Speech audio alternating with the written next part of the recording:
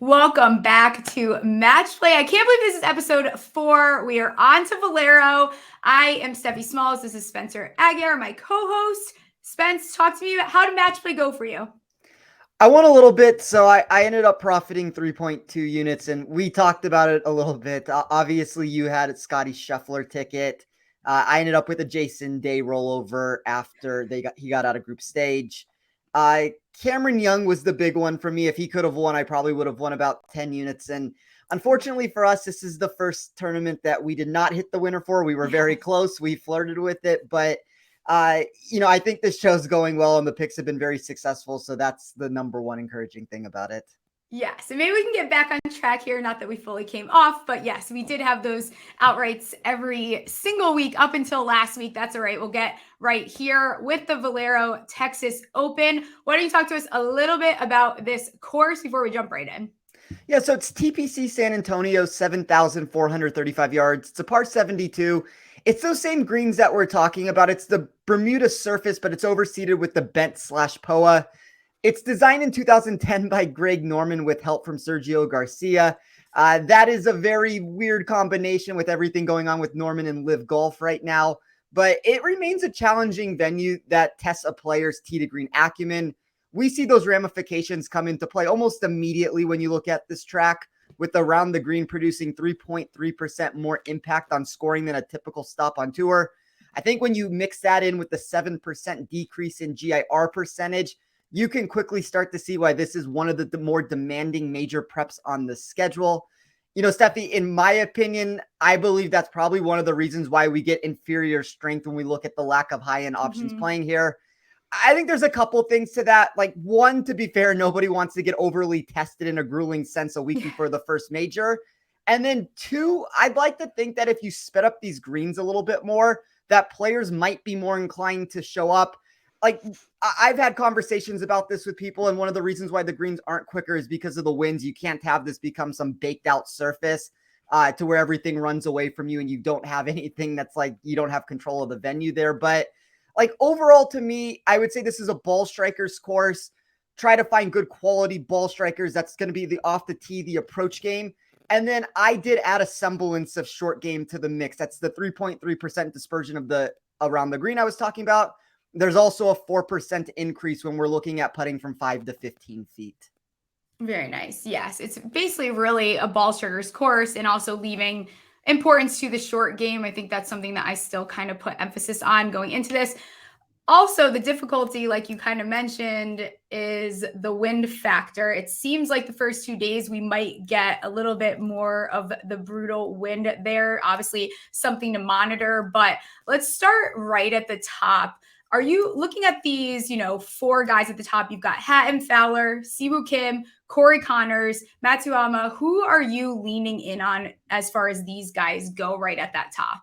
I think that's a good question. And like, when I ran my model this week, one of the first things I noticed is that I didn't want to take on a ton of exposure to the top names on the board.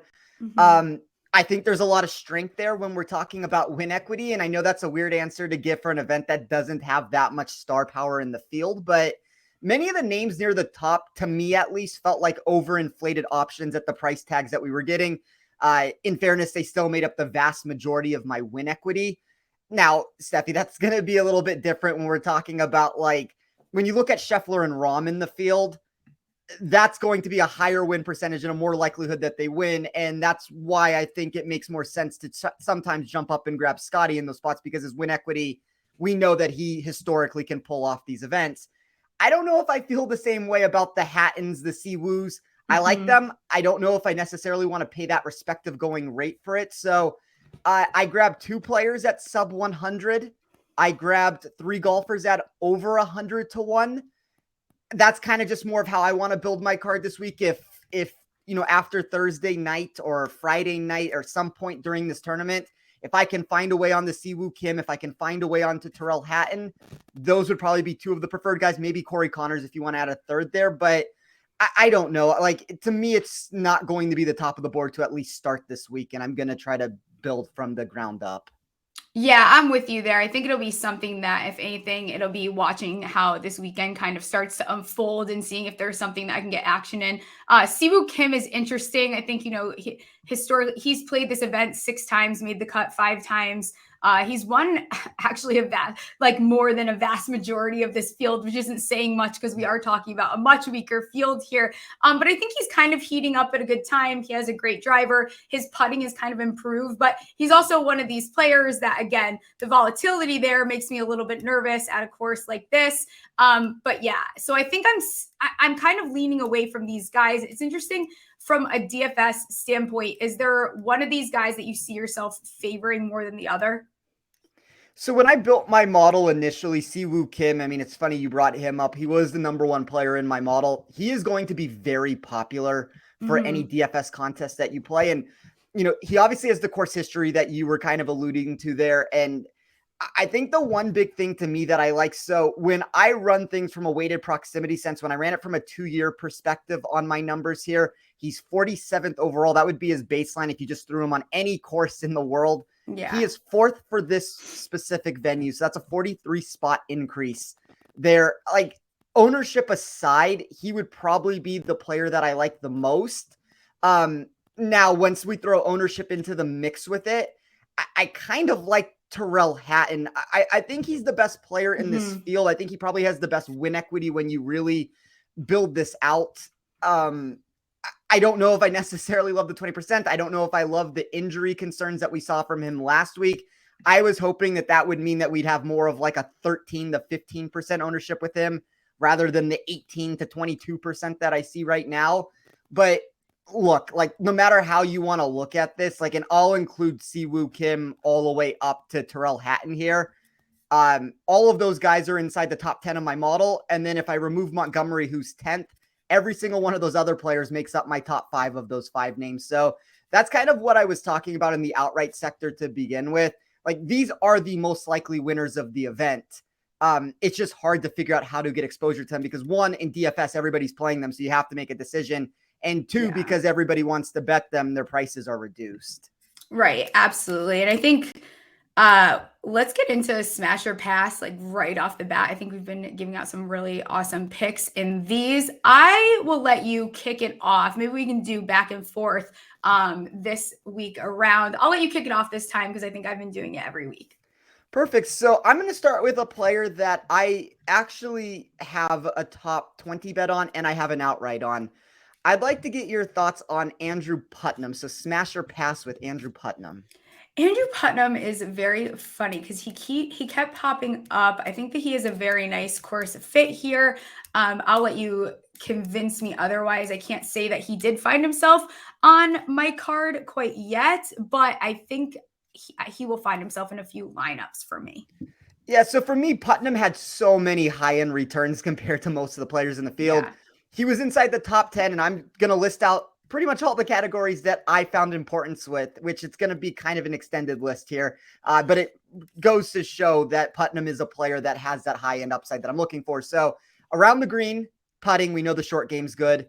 Strokes gained total in the wind, that's going to be important in Texas.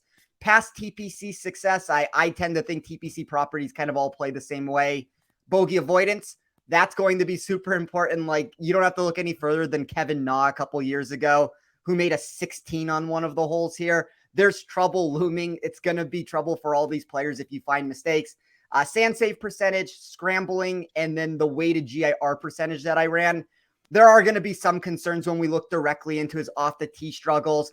He's outside the top 50 for me there. The weighted proximity has the same exact answer, but I was willing to overlook most of that because of the combination of his price. So that it was 55 to 1 in the outright market. And then as a top 20, it was, I believe, plus 250.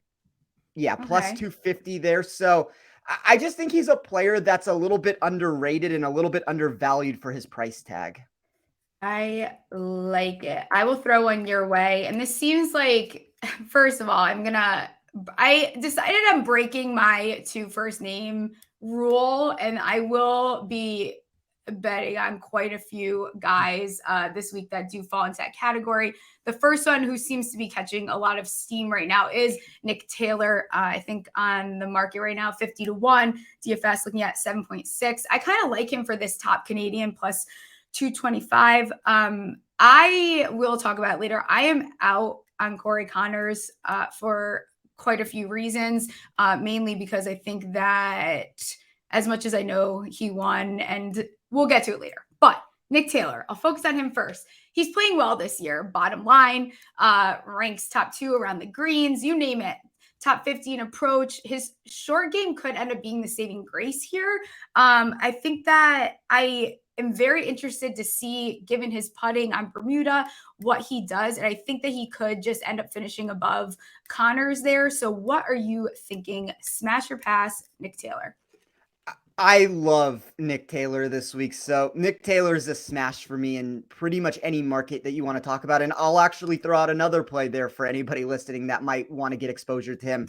I took Nick Taylor minus 110 over Adam Schenk over on DraftKings in a head-to-head wager. And like, to me, it's one of those positions, and this is like specifically with Schenk, and we can talk about him more when we talk about overrated players in this field and golfers that my model didn't necessarily like. But I think when a golfer shifts from one price to another, it kind of puts you in a precarious position if you start chasing the recent potential of a player. Like, there's obviously going to be situations, I think Jason Day is a really good one, or an upcoming star, where you might need to have extra consideration because the data, like, we know Day used to be the number 1 player in the world. If he's coming on strong, that means something to me. If you have a younger player like Sahith Theegala or Akshay Bhatia or one of these guys who are showing flashes, I would be more inclined to think that maybe this is what they are now with it. But like, to me, Schenk is a journeyman golfer. So I love betting Nick Taylor against him in that matchup. I'll get into some of the reasons why I dislike Schenk later in the show. But to go back to the Taylor point there, like, you don't have to look any further than the outright market here. He opened at 66-1. I see him down to 45-1 now to win this. I do tend to like Corey Connors, like, more than you do. I think the Valero is a really good tournament for him. And I guess, I mean, who else is he against? He'd be against Connors. He'd be against Pendrith. Pendrith, yeah. And there's probably one more in there that I can't think of off the top of my head. Yeah, Pendrith kind of looks broken right now. Like, my numbers always like him, but he's been all over the map for me. Yeah. I bet Corey Connors here in 2019 when he won the tournament at 250-1. He has been and even in that tournament, he was the number 1 player for me when I ran my model. Like, I don't have deviations in my model that are that extreme. So he was number 1 that year, and he had been number 1 in this tournament every single year up until this year, which Siwoo Kim took him over to the number 1 spot. But I think Taylor is an intriguing play in any way that you want to play it at the end of the day. As I said, I'm not as low on Corey Connors as you are, but I think Taylor's upside is legitimately to win this contest. And there's a lot of different ways to get exposure to him. Yeah, and I do this where I get super bratty about a player, and that's either because they burned me before, they were on my season long and they burnt me, or I ended up spending too much money on them, whatever it is. So for some reason, I've decided this year I am out on Corey Connors amongst some other players. He is one of them for some reason. Who's your next smash or pass? I guess I will make Smalls have to smash or pass on Alex Smalley here. Alex Smalley. So you took one of the guys that I definitely wanted to talk about. I am absolutely smashing Alex Smalley. I think you and I, we are a pro Smalley podcast. Has nothing to do with Smalls, but I think in that mid 7K range, I think we've talked about this. He is kind of one of these boomer bust type golfers. I think he has the upside to fall within the top 10 easily in this weaker field. He lost 2 strokes putting here last year, which I don't feel great about. But again, like, could there be a variation where he ends up, he finds the putter, or it's just enough to get him through? I think that looking at strokes gained in ball striking, he's top 5 in the field over the past 24 rounds. He had, in the fall, he was finding success in those somewhat weaker fields, right? Consecutive T4 and T5, solid around the greens and off the tee this season. I think that Smalley has all the skills that are necessary to have success here. And I actually do not see a lot of people talking about him at all. especially with all the, you end up consuming all this content all week long, whether you like it or not. It's in your face on Twitter. Smalley is not a name that I'm seeing a lot of. I feel very comfortable with that. He's definitely a DFS play for me. I don't know that I will get there with an outright, but be interested in his numbers, top 20, top 10 even. I think that I could get there with him. Yeah, when I ran my numbers, he was one of those golfers, kind of like you talked about. It's a real boomer bust candidate with it at the end of the day. But I always look for trajectory in my model of players that get better upside versus the downside. And that's like players that you want to target in GPP contests that have lower ownership on the DFS side of the equation. Those are golfers that you want to put outright tickets on, top 10 wagers on. So I grabbed him really early in the week. I always bet him when he's over 100 to 1. I got him at 110 to 1. And it comes down to the ball striking that you alluded to a second ago. He's going to go as far as the putter allows him to go. Yeah. That's something I always worry about with him. But third in my model in strokes gained tee to green over the last 24 rounds. You talked about a top 20 wager. I did punch a ticket at plus 320 with him there. I didn't get to the top 10 or the top 5. I highly considered it. I certainly think it's a route that you can consider at the end of the day. But he is a golfer that is better than the price tags that we're getting on him. And I'd like to believe that I have something to do with these movements of him going from 110 to 1 to 80 to 1. But I really think at the end of the day, it just comes down to his ball striking acumen. And there's a lot of people out there that are sharp that are realizing that when you run the numbers for him. And I know I keep going back to Corey Connors in all these examples, but if Corey Connors can win an event, and we know Corey Connors is not the greatest putter, like this is the perfect ball striking sort of event for Alex Smalley to potentially get his first win. Absolutely. I do see his first win. I think we touched on this a little bit last week. Like I see his first win coming in a weaker field like this. Like this is the type of event that I see him kind of having that breakthrough a little bit. And he's also someone first round leader that I bet if you look at my most popular bet first round leaders, it's going to be Sam Ryder, Alex Smalley. Those are the type of guys I'm always constantly betting to be the first round leader. Rory, like you'll hear me talk about this. It used to be Harold Varner, used to be like no matter what, I was betting him until he headed off to live. He was one of the guys I always was betting on. But yeah, I'm in on Smalley. I also love that not everyone's talking about him. And I will give you, I guess that I'll stick with this two first name theme here. And I will put out Ben Martin to you before I get into it. Are you going to smash or pass? How are you feeling about Ben Martin? I like Ben Martin this week. I probably prefer him more from a cash game standpoint or a head-to-head bet than an outright wager. So like I talked about Smalley having that positive trajectory for me. Ben Martin is one of those players that has a negative trajectory when it comes to actually winning this event. I don't think that's a bad thing to be said with this. Like he's 37th overall in my model. He's 19th when I ran this for safety. That's a perfectly fine sort of a profile. Like clearly he's too cheap on DraftKings for that reason with it. But tell me what you like about him. Yeah, I think it's interesting here. And maybe it is like, he feels a little bit more basic in the sense that like this is another guy where I feel like if he was going to break through a little bit, it's going to be at a course with a weaker field like this. He has a tendency to play better when he's in a weaker field. He has 4 or 5, made cuts here. And it's weird. He was kind of profiling similar to JJ Spawn before his win here for me. I think his approach game is accurate. He finds the fairway. He had an 8th place finish in Punta Cana last week. I think he's just been maintaining this pretty good form since Pebble Beach. And I think that, he is another, obviously, I guess, most of these golfers are very volatile, especially in a field like this. So I'm comfortable with him. I don't know if I'll get there as far as an outright goes, but he will find his way to my card. I think that's a very fair assessment with him. Like there's ways to get exposure to Ben Martin this week. Anytime a player's top 40 in my model, and like if you're looking at his DraftKings price of $7,100, like that's a very good correlation of a player that's probably too cheap there. So I agree with you there. And I guess for my next smash or pass, Steffi, do you want to get really gross with it or just kind of gross? We can get really gross. I'll try to throw a very gross one back at you. All right, let's see what we have. I can't imagine that you're going to want to back this player. I have not heard too many people talking about him, and it is one of the more expensive players. So it's not like I'm going down to the bottom of the barrel here to pull out Okay. this name. But what are your thoughts on Alex Noren, smash or pass? Okay. So interesting about how I could involve him at some point in my card, or maybe it's going to be in DFS. But I just think about his short game. And I think also you think about the advantage that he honestly has knowing how to play in the wind, knowing that the elements are going to be kind of against these guys. He has that history, obviously on the DP World Tour and then also at Oklahoma State. So there's that to like.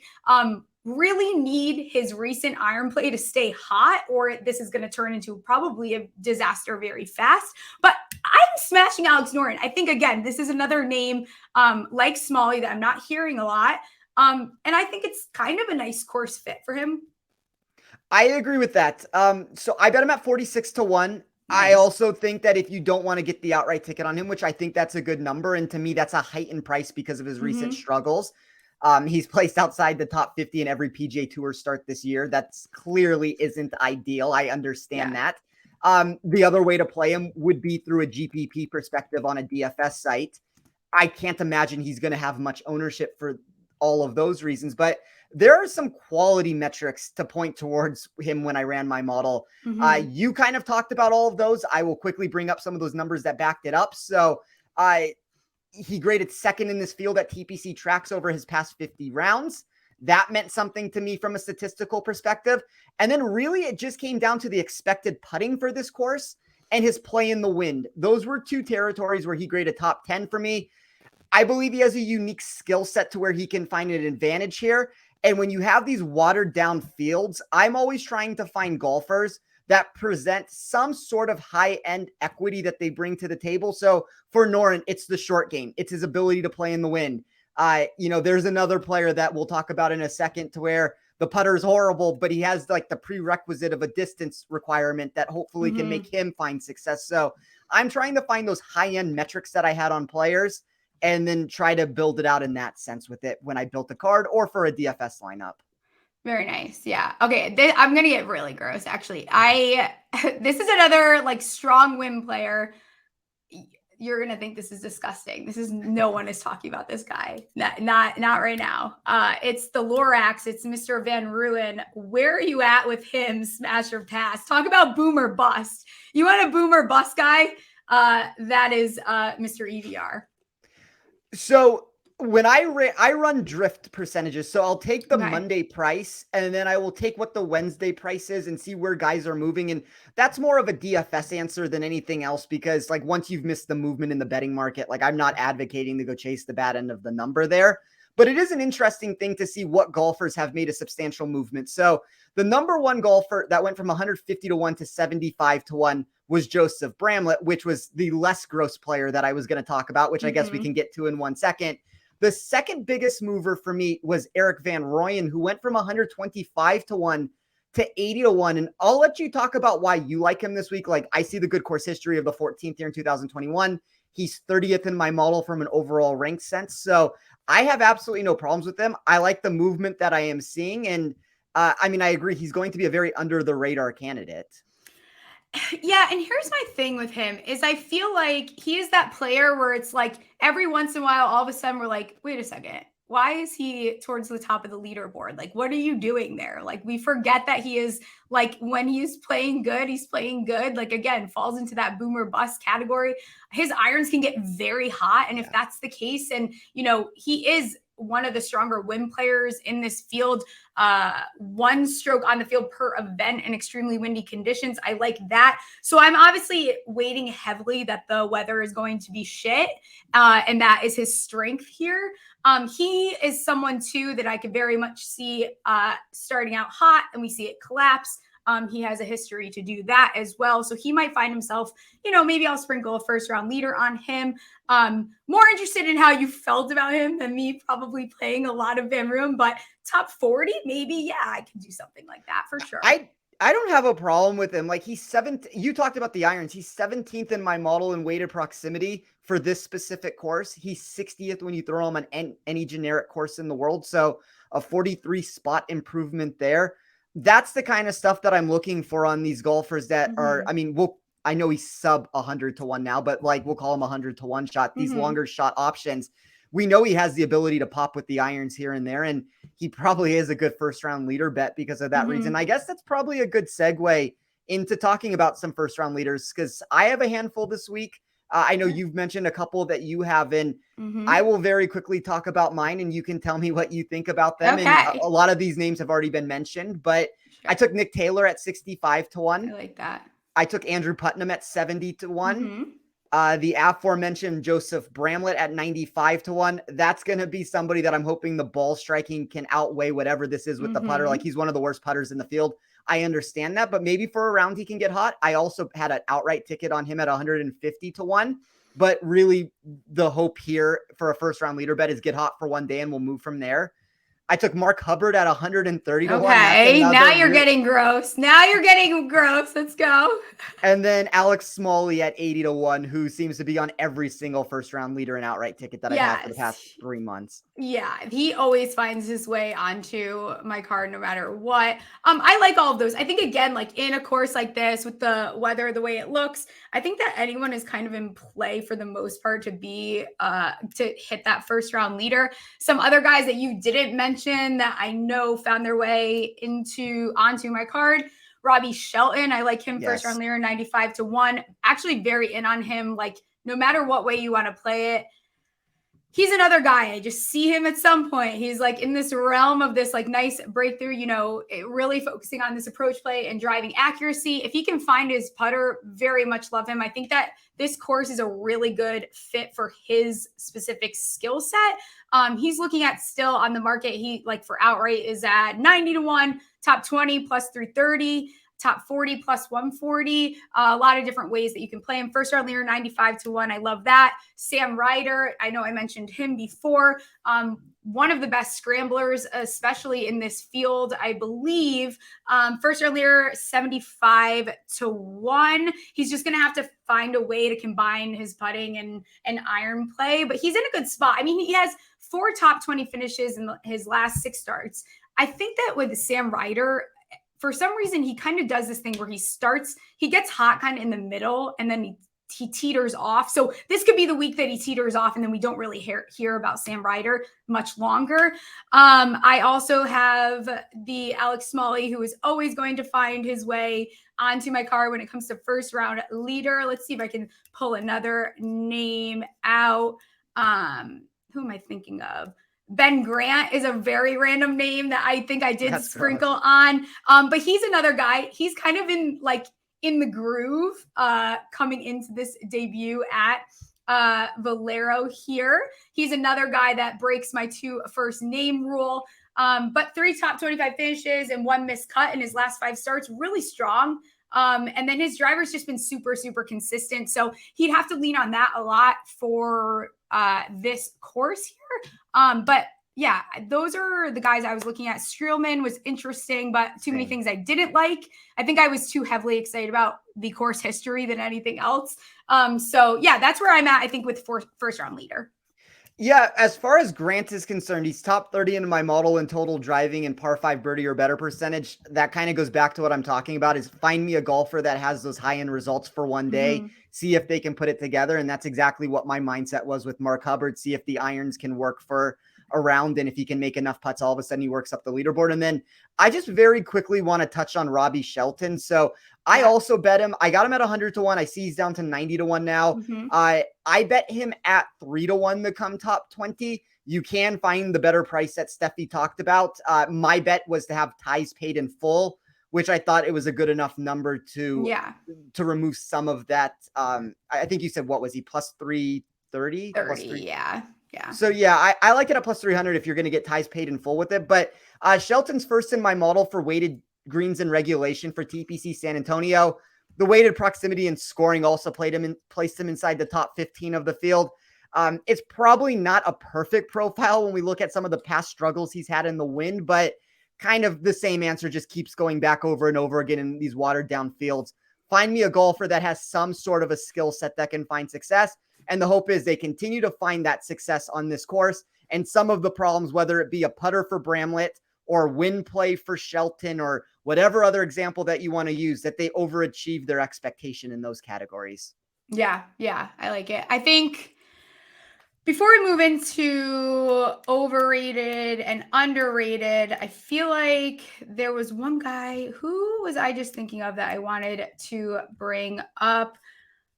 I would like to get your opinion on two guys I think are getting mentioned a lot, and that is Matt Wallace, who is coming off of a win, and then Matt Kuchar, who is between those two. Who would you pick? I would rather play Kuchar between the two. Mm-hmm. So Kuchar's 9th overall in my model. Wallace is 34th in my model.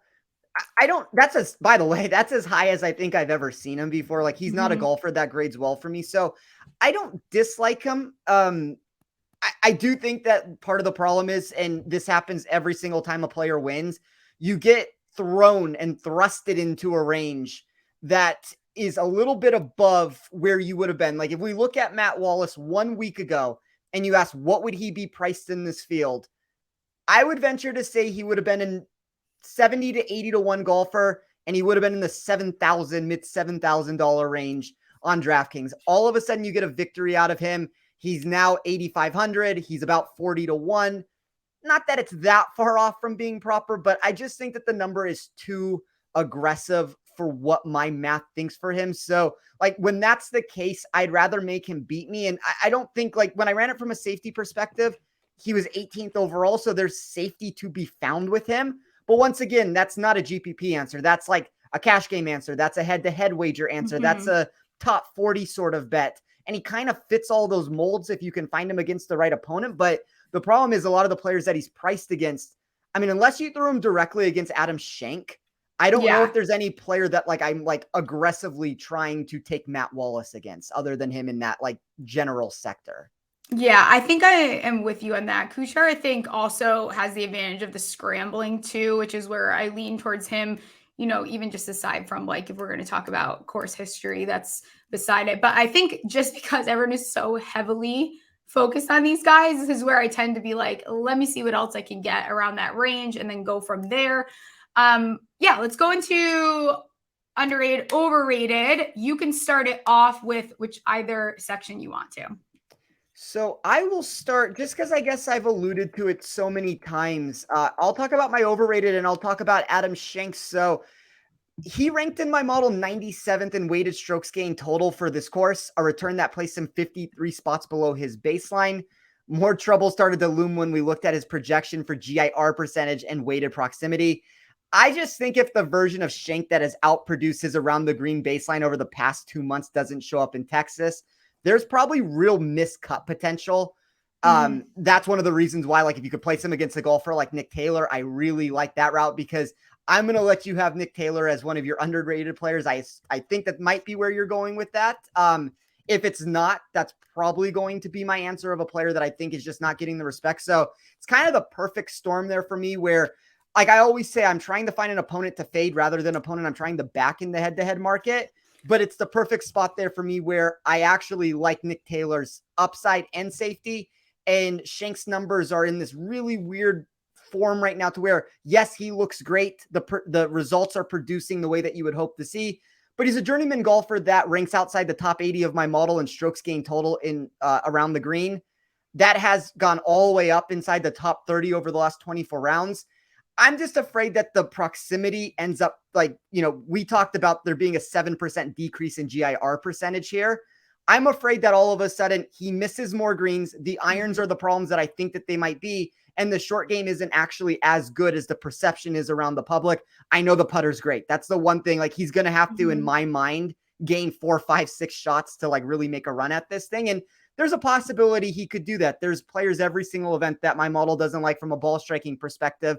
And all of a sudden they do make that run to where, they gained 7 strokes and they came in 12th place or whatever number you want to throw. And it's like, wow, he definitely should have missed the cut. Like, that was a ridiculous finish based off of that. But I think Schenk was the very first player that when I ran a model, just immediately penciled out.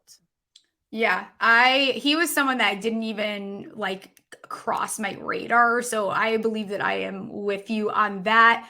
kind of talked about Corey Connors. I won't use him as my overrated because I still think with Corey Connors, like, here's the thing, like, I could get behind him as far as like a top 20 goes. Even in DFS, probably, I think he will sneak his way into a lineup. I think that his ball striking being more inconsistent is where I'm like, I don't know. And Corey Connors, like I said, this might also just be I am biased for some reason that I do not like Corey Connors anymore. Another I'll talk about overrated also will be, listen, Rickie Fowler. I know you guys love him, and I love it too, and I would love for him to punch his ticket to that. I get it. This is, again, like, feels like such a nostalgic type. I think everyone is so in love with the idea of Rickie being back that they're willing to risk more money than I'm willing to risk. I promise you, if I'm not betting Rickie when he's 60 to 1, I am not betting him when he is 18 to 1. At 10.2 in DFS, it's way too steep for me. Just because it's just not happening. I can't get there with Rickie. And listen, the stats are there. You can make a beautiful case for Rickie, and I understand that. I just do not think, and I hope he proves me wrong, he's not winning Valero. Whether or not he wins Valero, like, let's use a different point to this. He cannot be 18 to 1 in this field. Yeah. Like, like, he has, like, it's just, and that's kind of my whole problem with the top of the board in general. Now, I kind of like Rickie Fowler this weekend. I know you do. And I would not be shocked if he does end up winning the event. Like, he is one of those 5 players that has an opportunity in my mind, like the best odds to win. Like, it's going to be the Hattons, the Fowlers, the Siwoos, the Connors, in my opinion of it. Like, those are probably the 4 best golfers in this field. But look, I'm not betting him at 18 to 1. Like, that's just not going to happen. I'd be much more inclined to play him on DraftKings or on any DFS site if I'm going to go in that direction with it, because there are some statistical things to look into that they like a lot. Like, he's second in my model in strokes gained tee to green over his last 24 rounds. He's number 1 in approach during that same duration of time. This is in a watered down field. I don't want that to be like, if you threw him in a bigger field with a better group of people, you're not going to necessarily get that sort of high-end return from him. But it goes to show that in a field that there are still players there that he is producing. So, I'm out on the price, I guess is the best way to say it, but I'm kind of in on the story, and I'm kind of in on the hope that Rickie does pull this off. Oh God, whatever. I'm so over it. I can't. I don't know what it is. I think it's just because I can't imagine collectively how much money has been wasted on Rickie. And especially at this price, like, I get it. Like, the odds are there for him. He is one of the best players in this field. But again, like, you're not getting me to bet on him or to put him in a DFS line at 10.2. No, I can't. There's no way I can do that. Who is your underrated? I will let you take Taylor, and I will try to give someone else. I'll give a couple. It's going to be the names that I've already talked about. And like, this is obviously not playing the game the way that it's meant to be played, since I'm going to name a few, but I've already talked about these guys, and I think they're all very close to me. So it would be the Nick Taylors of the world. I think Alex Smalley's boomer bust, but he's definitely underrated in any market that you want to look at. Joseph Bramlett, I haven't talked about that much this week, so maybe I'll talk about him just a little bit here. The putter's terrible. He's 129th in my model in strokes gained putting on slow greens in this field, 119th in from a 2-year perspective of it when you take all courses that are played. But I love the weighted strokes gained total. I think when you look at his tee to green sense of it, he's 10th in my model there. So I'm just hoping that the skill set that he brings to the table, that if he can be neutral with the putter, all of a sudden he makes a run with it.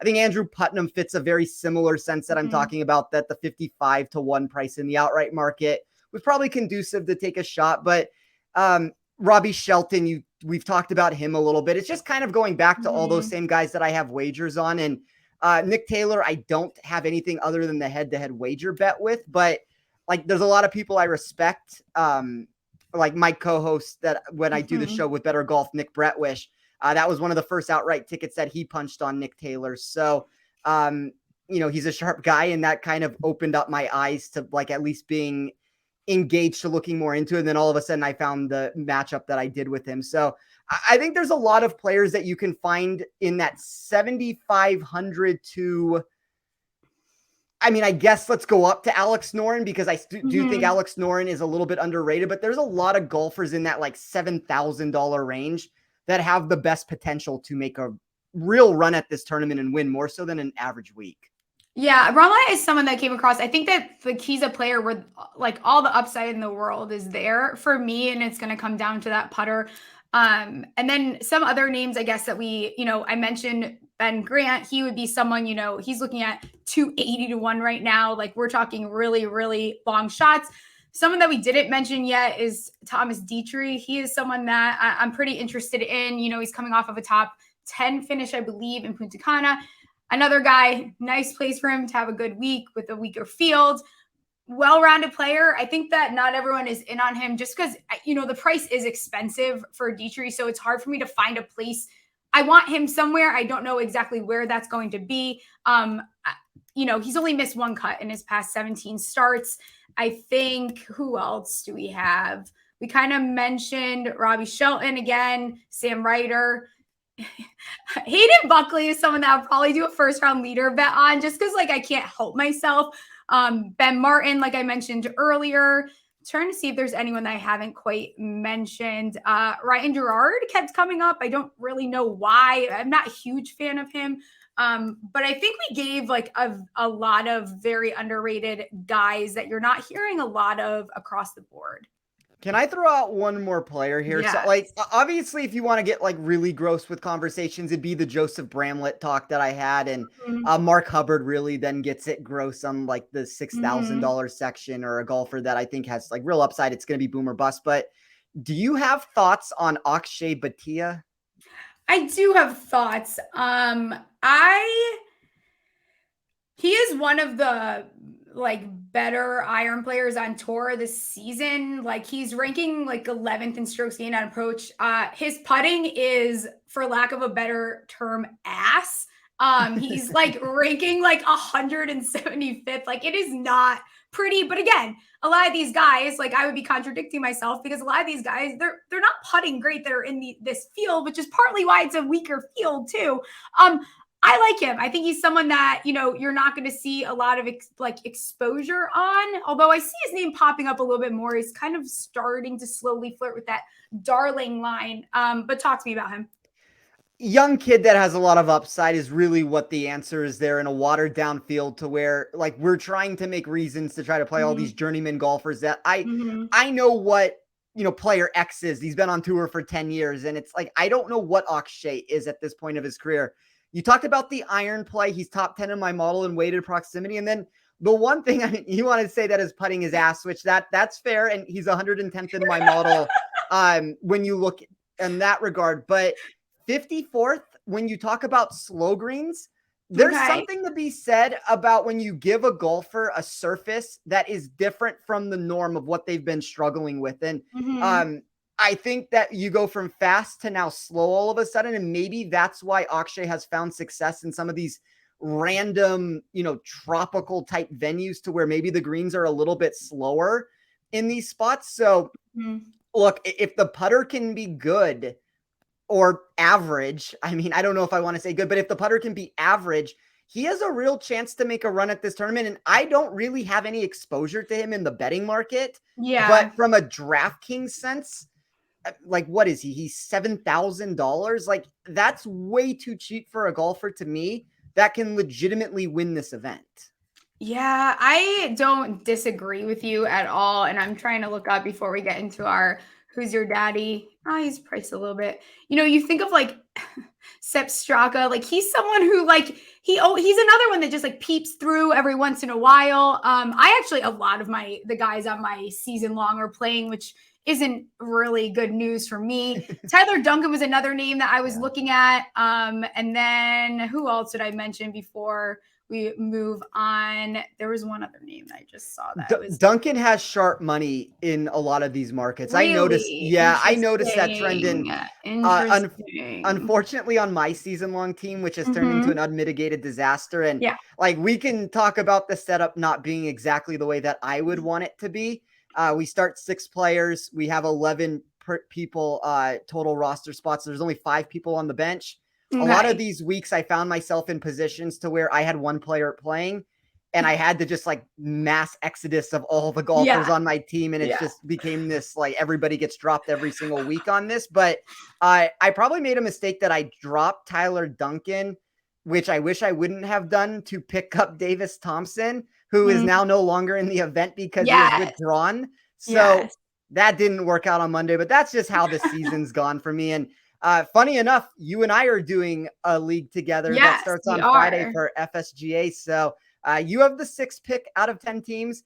In classic fashion for myself, I have drawn near the very bottom. I have the 8th pick, but should be a lot of fun. That's what I normally have for fantasy football. It's usually I'm like, I swear I was born with whatever gene gives you pick 11 or pick 12 every single year, no matter what. Like, to the point where people have noticed, like, every single time I'm like, I know, like, I've had to like come up with my own strategy for being at the end of all of these drafts. You'd have to give me, like, I know this sounds ridiculous, like, let's just say in a 10-person league, if I was going to be in the top half, you'd have to give me like plus 300 for me to want to make that bet that that's where I'm going to end up. I'm every single time going to end up in the bottom half of the draft. And as you said, I'm going to end up in one of the bottom 2 or 3 picks. It just happens. I have never had the 101 ever in my life. I've never had the 101. And then if I do somehow magically not get 11 or 12, I'm always like 5 or 6, which for me, I think blows. Like, I think that is one of the worst. I hate drafting from that position. One of my least favorite spots to pick from. But yeah, I will never get the 101. It's not in my genetics. It'll never happen. Another thing that's going on is I finally convinced Champions Round to add 7 stakes for cash. So it's a $5 entry. You can find it in the Champions Round app. I'll leave all the details in the description. Winner takes $450 home, 7 questions, bunch of props. You pick. Odds are on there. And if it fills up, then we will do a lot more of these. Spencer and I will go over that in our Match Play Masters show. So be sure to subscribe, hit like on this video so you don't miss any more episodes. And I think it's time to do Who's Your Daddy? And you made me pick first, so I get to make you pick first. Also, because I'm not sure which direction I want to go with this. So I hope you make the decision for me and take one of the guys in between. Well, I'd like to point out that after losing every single week, I finally got a very slight win. I know. Not necessarily where I want to be, though. I took Max Homa. You took Tom Hoagie. In retrospect, I probably should be the likely winner in that matchup, and I didn't get like the necessary money that I needed. I think you're still up about $1.5 million on me. So I'm going to make a decision here that is purely a game theory answer. I'm going to take a golfer that I don't really have any expectations to want to take a bunch this year. He's a golfer who plays in Europe quite a bit, so I don't know exactly where I'm going to be able to fit him in. Obviously, he has some starts that he's going to have on the PGA Tour, but he is going to go over and play some of those European events. And I don't have a PGA Tour event. Like, unless you were to tell me that I wanted to get really funky with it and take him at the Open Championship maybe, or one of these like really wind-ridden sort of places, I'm going to take Tyrrell Hatton and kind of just bet on the equity that's in the market of saying he is the favorite to win this tournament. He's about 10 to 12 to 1 at most of the books I respect. And just hope that the putter can get hot. He's number 1 in my model when we look at all putting. He's number 1 in my model when I look on slow greens. He's also been really good at TPC properties. He's inside the top 5 there. And then I talked about the win play, a top 14 player for me in that regard. So I'll take Hatton. I will try to use that advantage to myself here and hopefully earn some money back that I gravely need at this point.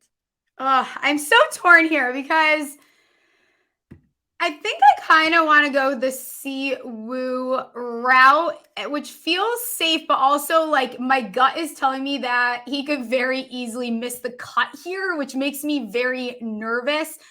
A name that we haven't talked about a lot that I'm leaning towards is actually Taylor Montgomery, because I don't think I will. I'm not really a Taylor Montgomery fan. I think, he's not someone, I think he's 9-9 in DFS this week, a little bit expensive. Odds are a little shorter. Actually, they're not too bad. I think he's 27 to 1. He's one of the better putters here.